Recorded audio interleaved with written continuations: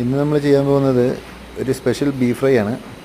അത് നമ്മുടെ സ്റ്റൈലിൽ നമ്മളതിന് 1 കിലോ ബീഫ് എടുത്തിട്ടുണ്ട്. ആ ബീഫൊന്ന് നമ്മൾ വേവിച്ചെടുത്തിട്ടുണ്ട്.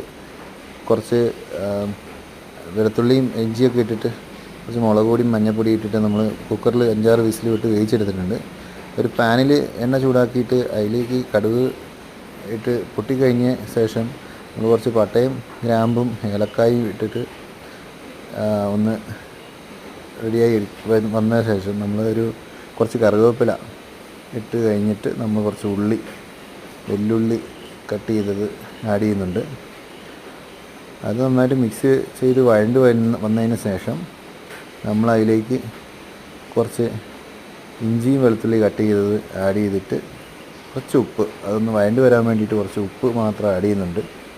അതൊന്ന് റെഡിയായി വന്നതിന് ശേഷം നമ്മൾ കുറച്ച് മസാലപ്പൊടികൾ ആഡ് ചെയ്യുക. 2-3 സ്പൂണ് മീറ്റ് മസാല പൗഡറും ഒരു 1/2 സ്പൂണ് നമ്മുടെ മല്ലിപ്പൊടി, പിന്നെ മുളക് പൊടി കുറച്ച് മുളക് പൊടി ചേർക്കുന്നുണ്ട്. ആവശ്യത്തിന് കുറച്ച് മുളക് പൊടി, കാശ്മീരി ചില്ലിയും കുറച്ച് ചേർക്കുന്നുണ്ട്. എല്ലാം കൂടെ ഒന്ന് മിക്സ് ചെയ്ത് വന്നതിന് ശേഷം നമ്മൾ കുറച്ച് ചോപ്പ് ചെയ്ത തക്കാളി ചേർത്ത് മിക്സ് ചെയ്ത് കൊടുക്കുക.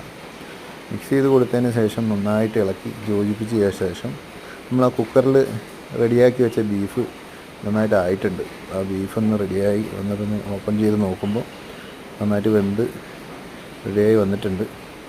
ആ ബീഫ് നമ്മൾ ഇതിനെ കൂടെ മിക്സ് ചെയ്യുകയാണ്. കുറച്ച് അധികം വെള്ളമുള്ള പോലെ ഉണ്ട്, പക്ഷേ വെള്ളമില്ലാതെ വെച്ചത്. അതിനകത്തുനിന്ന് നെയ്യും ഇതൊക്കെ ഉരുകി ഇറങ്ങിയതായിരിക്കും. പിന്നെ ആവശ്യത്തിനുള്ള ഉപ്പും കുറച്ച് അവസാനമായിട്ട് കുറച്ച് കുരുമുളക് പൊടി ആഡ് ചെയ്ത് കൊടുക്കുന്നുണ്ട്. നമ്മൾ നന്നായിട്ട് തിളപ്പിച്ച് വറ്റിച്ചെടുക്കുകയാണ്. വറ്റിച്ചെടുത്തതിന് ശേഷം നമുക്ക്